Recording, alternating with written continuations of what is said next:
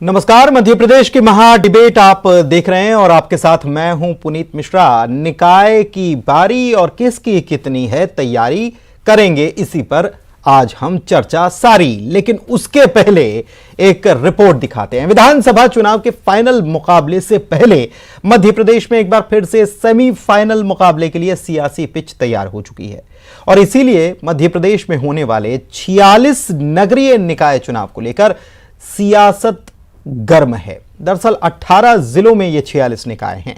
दोनों ही पार्टियां जीत का दम भर रही हैं, लेकिन दोनों जानती हैं कि इन बड़े आदिवासी इलाकों में इनकी परीक्षा होनी है। आइए इस पर रिपोर्ट देखते हैं।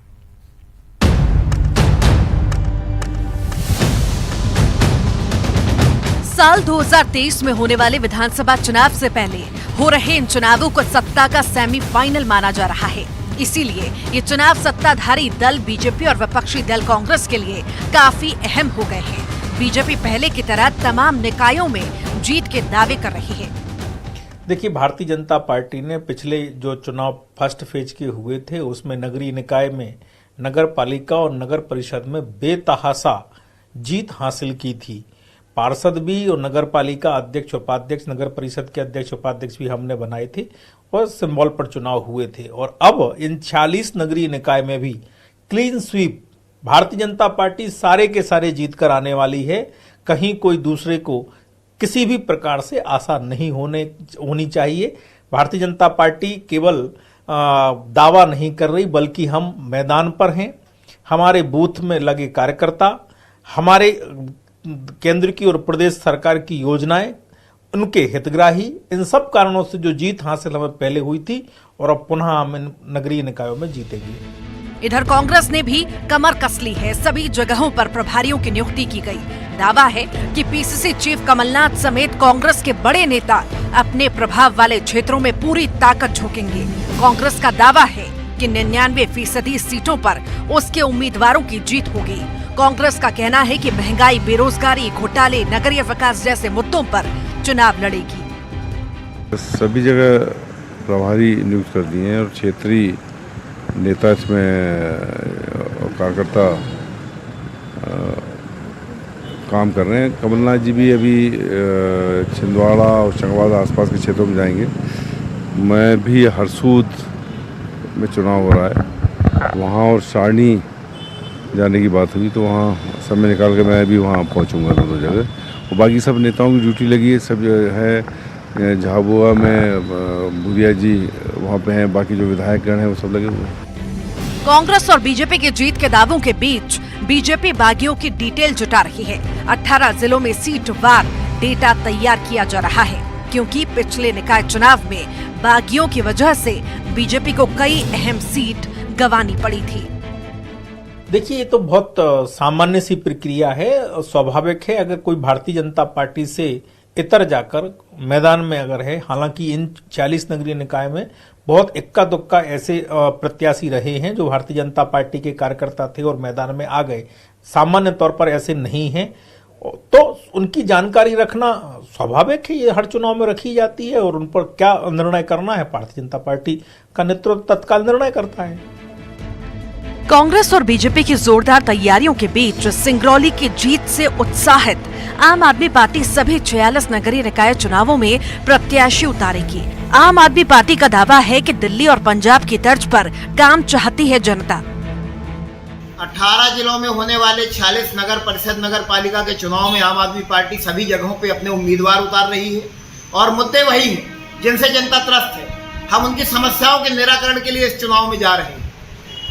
गलियों का निर्माण, नालियों का निर्माण, कीटनाशक दवाइयों का छिड़काव, घर घर पानी पहुंचाने की बात, स्ट्रीट लाइट की व्यवस्था, हाउस टैक्स माफ, कमर्शियल टैक्स हाफ के नारे के साथ में आम आदमी पार्टी के उम्मीदवार जनता के बीच में जा रहे हैं। इस बार कुल 46 नगरीय निकायों में चुनाव होने वाले हैं। 27 सितंबर को मतदान होगा और 30 सितंबर को नतीजे आएंगे। जिन इलाकों में चुनाव होना है, इनमें 17 नगर पालिका और 29 नगर परिषद शामिल है। ये नगर पालिका और नगर परिषद राज्य के 18 जिलों में आते हैं और इनमें से अधिकांश इलाके आदिवासी बाहुल्य हैं। इसीलिए दोनों ही राजनीतिक दलों ने इन चुनाव में पूरा जोर लगाने की तैयारी कर रखी है, क्योंकि इस जीत और हार का असर विधानसभा के नतीजों पर पड़ेगा। Bureau report, news 18, Madhya Pradesh, Chhattisgarh. और आइए करते हैं चर्चा की शुरुआत। सबसे पहले मेहमानों का परिचय। रजनीश अग्रवाल जी प्रदेश मंत्री हैं बीजेपी के। रजनीश जी स्वागत आपका। अवनीश बुंदेला प्रवक्ता हैं कांग्रेस के। अवनीश जी स्वागत आपका भी। और सरवन नकेले वरिष्ठ पत्रकार हैं। सरवन सर बहुत आपका स्वागत। चारों का कॉन्फिडेंस हाई है। चारों इसलिए क्योंकि बीजेपी कांग्रेस तो अपनी अपनी जगह, आम आदमी पार्टी भी अपना कॉन्फिडेंस कितना जोरदार तरीके से बता रही है ये हमने देखा। और चौथे की हम बात करें तो वो है जयस। जी हां, जयस कह रही है कि हम भी ताल ठोकेंगे और इस बार बताएंगे कि हमारी ताकत कितनी है। लेकिन रजनीश जी तो पहले ही कह गए हैं कि सपने देखने की जरूरत नहीं, सोचो भी मत, सारी की सारी हमारी हैं सीटें। रजनीश जी ने कहा, हमने रिपोर्ट दिखाई। क्या कहेंगे अवनीश?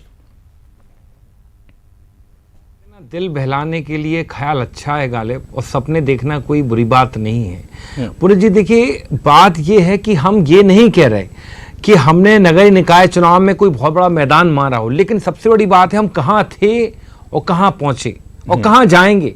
बात ये देखिए, जहां हमारे पास एक भी नगर निगम नहीं था पुनीत जी, हमने 5 नगर निगम जीते। उसमें से भी हम 2 नगर निगम ऐसे हारे, उज्जैन और बुरहानपुर 400-500 वोटों के मार्जिन से हारे। मतलब आप कह सकते हैं कि उसमें इनकी मशीनरी का भी काफ़ी, सरकारी मशीनरी का भी काफ़ी इनको सहयोग मिला होगा। तो आप देखो भाजपा कहाँ थी, कहाँ आ गई। भाजपा के पास 16 में 16 थे, आज की तारीख में कितने 9 हैं। तो इससे साबित होता है पुनीत जी कि कहीं ना कहीं इस प्रदेश की जनता आम समस्याओं से त्रस्त है, जो बेसिक जो प्रॉब्लम होती है। क्योंकि आप देखें, बड़े बड़े भाषण करते हैं, मोदी जी आते हैं क्रूनो नेशनल पार्क में जाकर चीता छोड़कर चले जाते हैं, बड़े बड़े आयोजन करते हैं शिवराज सरकार। आप देखें, आदिवासी समुदाय को आकर्षित करने के लिए बड़े बड़े आयोजन करते हैं, लेकिन फिर भी आप जाएं तो बुधनी में उन्हीं रानी कमलापति का महल जर्जर पड़ा है। और आदिवासियों पर बलात्कार के मामले में, अत्याचार के मामले में ये प्रदेश नंबर 1 है। तो अब जनता कहती है, भैया आप क्या कर रहे हो? आप बड़े बड़े आयोजन कर रहे हो, हर 2-3 महीने में एक बड़ा आयोजन होता है, जनता के पैसे आप बर्बाद करते हो, लेकिन बेसिक सुविधाएं कहां हैं? सड़कों के हाल बहुत बुरे हैं। रोटेशन जो प्रणाली इनकी है, कहीं कोऑर्डिनेशन ही नहीं इनमें और पीडब्ल्यूडी में। तो मेन जो बात है, नगर निगम, नगर पालिका, नगर पंचायत, ये बहुत ही बेसिक डिपार्टमेंट है जिनका आम आदमी से रोज पाला पड़ता है और आम आदमी त्रस्त है। सड़कों के हाल बुरे हैं, नालियां उफान पर हैं। कहते हमने पर्याप्त इंतजाम किए हैं, जब भी बरसात आती है तो नालियां उफान पर आती हैं, घरों में, कॉलोनी में पानी भरता है। इसके अलावा आप देखें, सड़कें जो इनकी ऐसी बनती हैं कि एक बारिश में सड़कें बह जाती हैं। आप देखें, पीने के पानी की समस्या आज भी पूरी तरह से इस प्रदेश में हल नहीं हो पाया। 18 साल से आप सत्ता में हो, पीने का पानी आज भी उपलब्ध आप करा नहीं पाए। प्रॉपर ड्रेनेज सिस्टम इस प्रदेश में आज भी नहीं है। मतलब तो ये आपके मुद्दे हैं, और इस मुद्दे पर आप ये कह रहे हैं कि इन्हीं आधार पर हम इन्हीं मुद्दों पर भाई और जीतेंगे भी। ठीक है, जीत का दम भी आप भी भर रहे हैं। आप कह रहे हैं कि इन्हीं मुद्दों पर हम पहले भी गए थे, हम फिर से जाएंगे।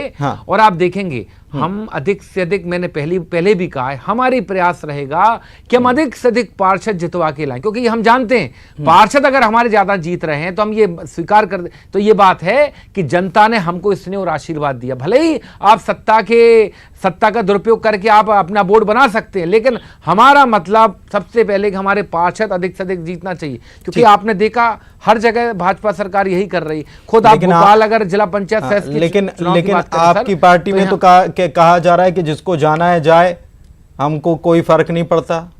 देखिए, एक बात आप समझें, कमलनाथ जी ने जिस परिप्रेक्ष्य में कहा है, देखिए कई कार्यकर्ता जो है, कई नेता जो हैं, पार्टी ने आपको सब कुछ दिया और अगर आप फिर भी पार्टी को ब्लैकमेल करते हो तो ये उन निष्ठावान कार्यकर्ताओं के लिए कतई नहीं है कि जिसको जाना जाए। ये उन कार्यकर्ताओं के लिए है जो अवसरवादी हैं, क्योंकि हमने इसी अवसरवादिता के चलते अपनी सरकार खोई है। आप सोचें, कभी आप विश्वास कर सकते थे कि ज्योतिरादित्य सिंधिया जैसा व्यक्ति, जिसको जो पीढ़ियों से कांग्रेस ही रहा हो, जिसके पिता इस कांग्रेस की रीढ़ की हड्डी रहे हो मध्य प्रदेश की, जो खुद मध्य प्रदेश में कांग्रेस का एक बहुत बड़ा चेहरा रहा हो, वो पार्टी छोड़कर चला जाए। हमने देखा अभी श्योपुर में, क्रूनो नेशनल पार्क में, उनसे भाषण तक नहीं कराए गए और फोटो फुटेज में भी ऐसे देख रहे थे सिंधिया जी, ऐसे कोई भीड़ में कोई खड़ा हो। तो ये आज उनका वहां हाल है। और सिंधिया जी के जाते ही कांग्रेस पार्टी उनके क्षेत्र में जीतने लगी, ग्वालियर क्षेत्र में। 57 साल बाद हमने ग्वालियर महापौर का चुनाव जीता है।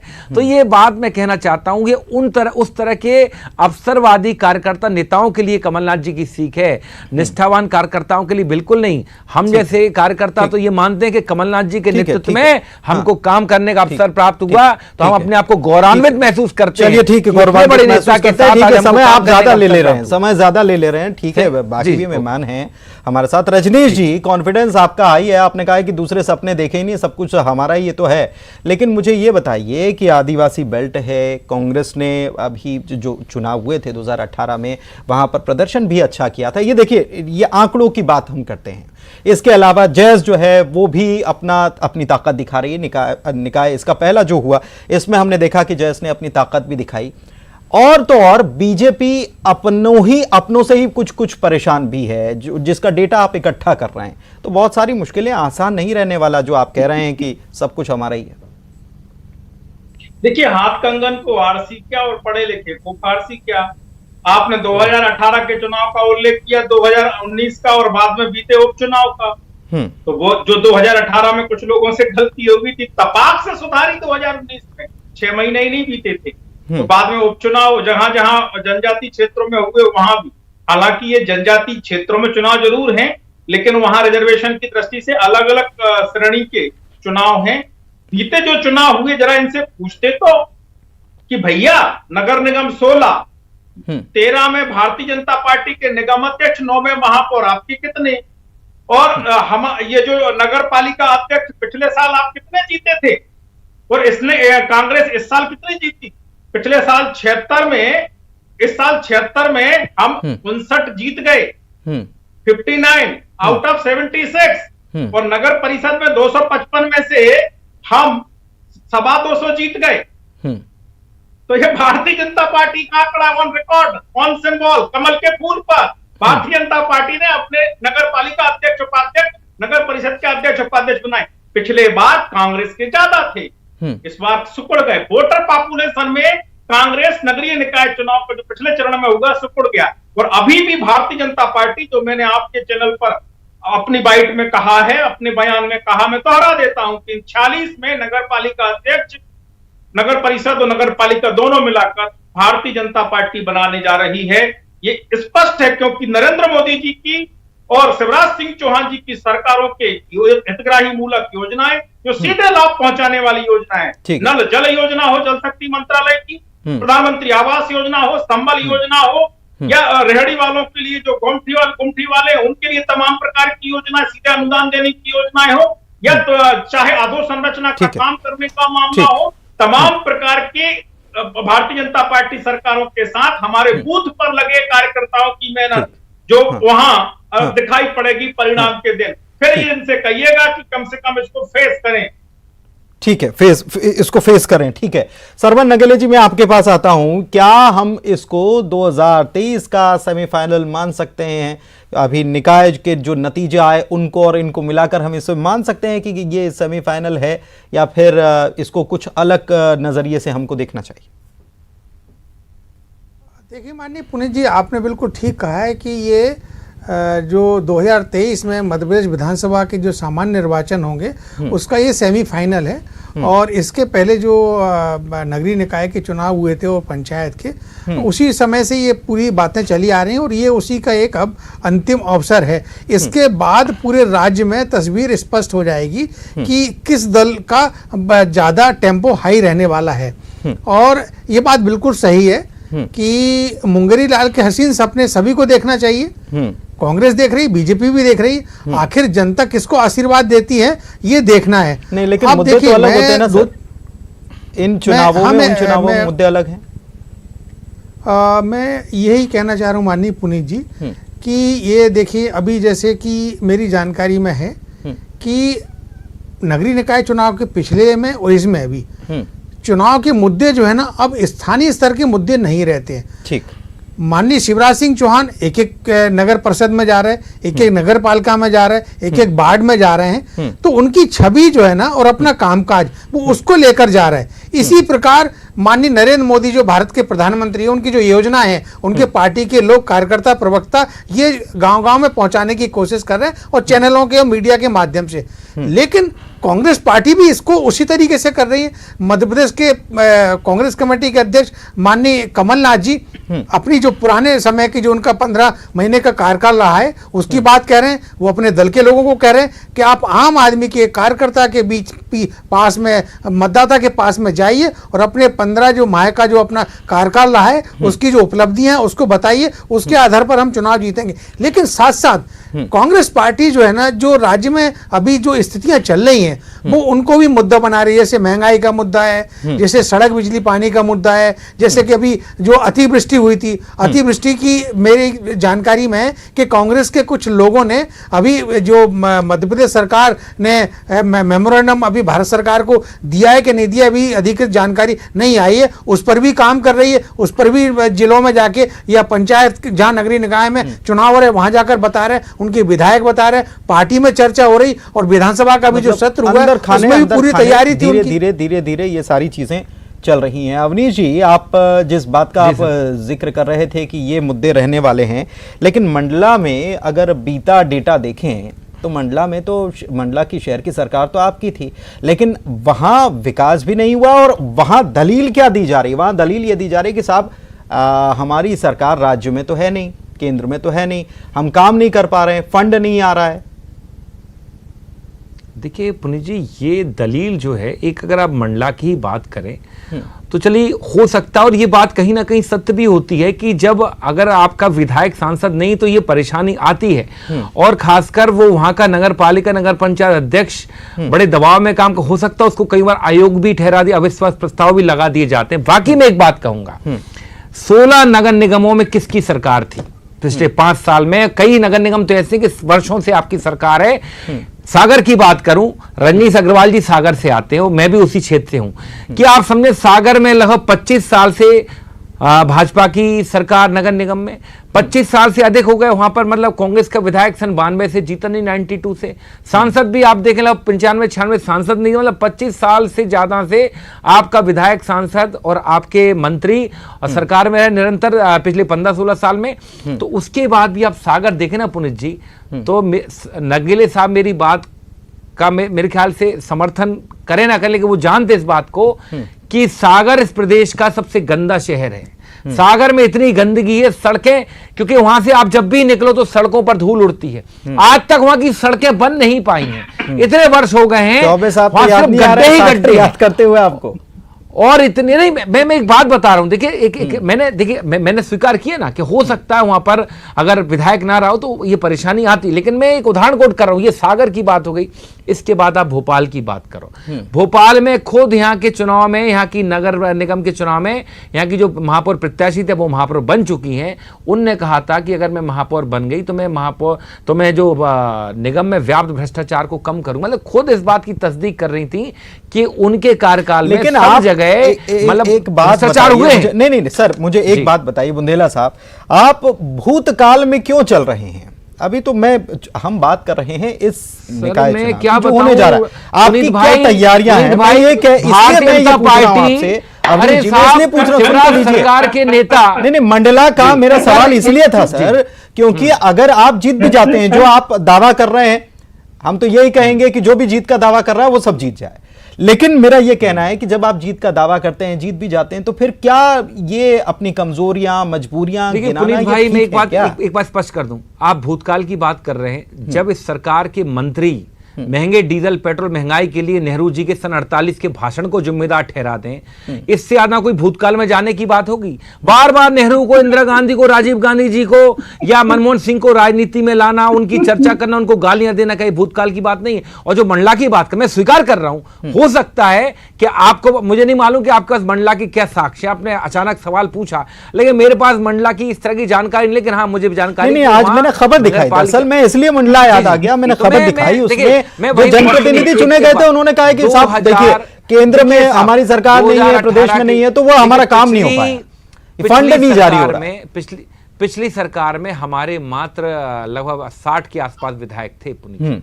इस बार हमारे विधायक 95 के ऊपर हैं और बीच में अब जब भले ही कुछ चले गए, पहले तो 100 के ऊपर थे, 114 थे। हाँ। तो हम ये बात करते हैं, हमारी विधानसभा में भी ताकत ज्यादा है। अगर हम इस बार जीतेंगे तो हम जनता की आवाज ज्यादा बुलंदी से उठा पाएंगे। और हम तो साफ कहते हैं साहब, 16 नगर निगमों में कौन था, क्या स्थिति है इस बार की बारिश में? सड़कें पूरे मध्य प्रदेश की जर्जर हैं, चाहे भोपाल ले ले, इंदौर ले ले। इंदौर जो मध्य देश का सबसे सुंदर शहर कहलाता है, उसकी हालत ठीक है। मैं रजनी जी से सवाल कर लेता हूं। आप नगर निगम पर आप जो नगर निगम का बार बार हवाला दे रहे हैं, रजनी जी, हम नगर पालिका की बात नहीं करेंगे, नगर परिषद की बात नहीं करेंगे, नगर निगम की ही बात करेंगे। और मेरे को आपसे जवाब भी इसी का चाहिए कि ये नगर निगम जो आपने लूज कर दिया है, आप बताएं। मैं पूछ रहा हूं ना सर, जी, नगर निगम लूज कर दिया है, कितना दर्द है? और क्या नगर निगम जो आपने लूज किया है, इसका असर आने वाले चुनाव में होने वाला है? पुनीत जी, इनके बगल की एक नगर पालिका है बीना नगर पालिका, जहां के रहने वाले हैं। बीना नगर पालिका देख ले, कई साल से काबे थे, फिर से जीते हैं। बीना की क्या स्थिति है बताएं? अब आप कह रहे हैं नगर पालिका की बात, नगर पालिका अनुरोध करता हूं कि कांग्रेस के मित्र स्वयं स्वीकार करते हैं, जैसा मंडला में किया, कि वो उनसे विकास ना हो पाएगा, इसलिए ट्रिपल इंजन की सरकार बनाए। नगर की सरकार, ये डबल और ट्रिपल इंजन में मत उलझाइए रजनीश भाई इस प्रदेश को। विकास आपने नहीं किया, चाहे नगर निगम की बात कर लो, चाहे नगर पालिकाओं की बात कर लूं। आप मुझे बताएं, क्या बिना नगर पालिका का विकास कर पाई आपकी सरकार? या विदिशा नगर पालिका, वहां तो ट्रिपल इंजन की सरकार कई सालों से है आपकी, वहां विकास क्यों नहीं हुआ आपका? मुझे बताएं। अगर नगर पालिका की बात करनी है पुनीत भाई, तो मैं बता देता हूँ आपको, इटारसी होशंगाबाद में आपकी ट्रिपल इंजन की सरकार है, कई सालों से मंत्री भी है, फिर भी आपका विकास नहीं हुआ। विधानसभा अध्यक्ष भी रहे आपके, बैतूल में आप देखें आपकी ट्रिपल इंजन की सरकार है, क्यों विकास नहीं कर पाए आप मुझे बताएं? आप महू में चले जाएं, आपकी ट्रिपल इंजन की सरकार है, फिर भी आप विकास नहीं कर पाते हैं। तो बात देखिए, बात घुमाने में पुनीत भाई कोई बड़ी बात नहीं है। मैं नगर निगम की बात कर रहा था, आप नगर पालिका, अब मैं नगर पालिका की बात कर रहा हूँ, ट्रिपल इंजन की बात कर रहे हैं। तो ट्रिपल इंजन की सरकार है, भाजपा की कई जगह रही है, लेकिन कोई विकास नहीं कर पाए। टीकमगढ़ गिरा दो, छतरपुर गिरा दो, आपको पन्ना गिरा दो, कहां विकास हुआ? नगेला साहब से फाइनल कमेंट ले लेते हैं। नगेला साहब, क्या ये जो आप देख रहे हैं, बीजेपी कांग्रेस अपने दावे कर रही है, लेकिन इस बीच सियासी दलों में जो उधेड़-बुन चल रही है, अंदर ही अंदर कुछ चल रहा है। कांग्रेस की स्थिति हमने देख ली, बीजेपी भी कहीं ना कहीं परेशान तो है, जो बागियों ने खेल बिगाड़ा था उससे। क्या नजर आता है आपको? क्योंकि मैंने जब बात शुरू की थी तो मैंने बोला था कि चारों के अपने अपने दावे हैं, तो ये दो जो और हैं जिसमें आम आदमी पार्टी और जैस है, कितना खेल बिगाड़ पाएंगे या कितना अपना असर दिखा पाएंगे? क्या कहेंगे सर शॉर्ट में? देखिए पुनीत जी, जो आपने जैस की और आम आदमी पार्टी की बात की है, तो मध्य प्रदेश में हमेशा से दो दलीय राजनीति रही है। मध्य प्रदेश के मुख्यमंत्री माननीय शिवराज सिंह चौहान जी ने भी अभी यही बात कही है। और मैं दो चीज़ें कहना चाहता हूँ। देखिए, इस चुनाव में कड़ा मुकाबला है। जो आम विधानसभा के चुनाव होंगे 2023 में, उसमें चेहरा मध्य प्रदेश के मुख्यमंत्री माननीय शिवराज सिंह चौहान रहेंगे और कांग्रेस पार्टी की तरफ से कमलनाथ जी रहेंगे। और योजनाएं केंद्र की और राज्य की गिनाई जाएंगी, और कांग्रेस पार्टी इनके जो अभी जो महंगाई बढ़ रही है, भ्रष्टाचार है, उन सब चीज़ों की बात करेंगे। और जो आदिवासी वर्ग को अपने पक्ष में कर लेगा, रिझा लेगा, सरकार उसी की बनेगी। पहले भी यही हुआ है। चलिए ठीक है, पहले भी यही हुआ है और इस बार क्या होता है ये देखने वाली बात है, क्योंकि नतीजे 30 तारीख को आ ही जाएंगे। अपने अपने दावे सब करके बैठे हैं। बहुत शुक्रिया तीनों मेहमानों का हमारे साथ चर्चा में शामिल होने के लिए। और मध्य प्रदेश की महा डिबेट में आज बस इतना ही। नमस्कार।